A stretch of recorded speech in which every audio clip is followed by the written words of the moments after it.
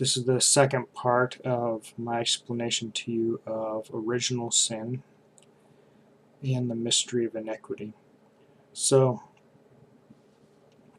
in the first section, if you recall that the forbidden fruit was of the tree of the knowledge of good and evil. So we have to ask ourselves, well, what is bad about having knowledge of good and evil? Well, there's nothing wrong with that. However, for Adam and Eve, it was too soon. And the reason for that is that we must first demonstrate our love before we know what is right to do. If we know the law first, then we follow it out of fear, not out of love. If we acted out of love, however, we would hardly need a law. So, it is God's plan to teach us to love Him and that He loves us. And this plan is God's plan of salvation for us. And this is all throughout the Bible and all throughout salvation history that is leading to this. And the church was made for this as well. So let's talk about free will. We all have free will, and we also all will to do good. That's how God made us, as beings that will to do good. If we have perfect freedom, then we will always do good.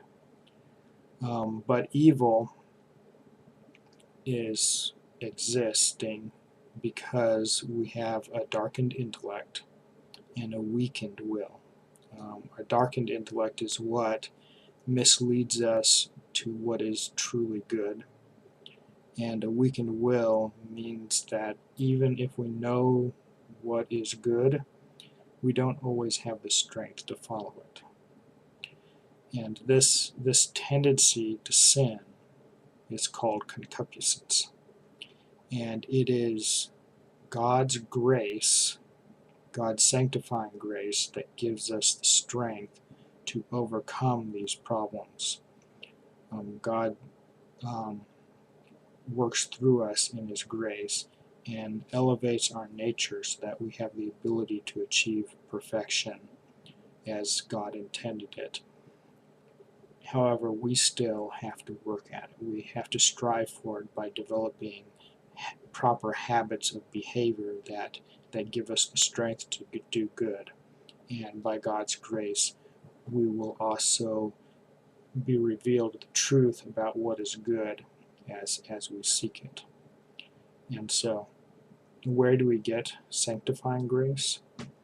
We get it from baptism. Jesus Himself made it possible for us to receive sanctifying grace through baptism. And so this is all part of God's plan to bring us back to the Garden of Eden, which represents heaven,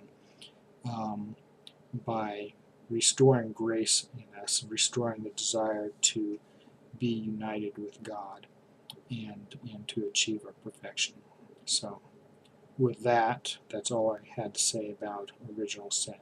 So may God bless you.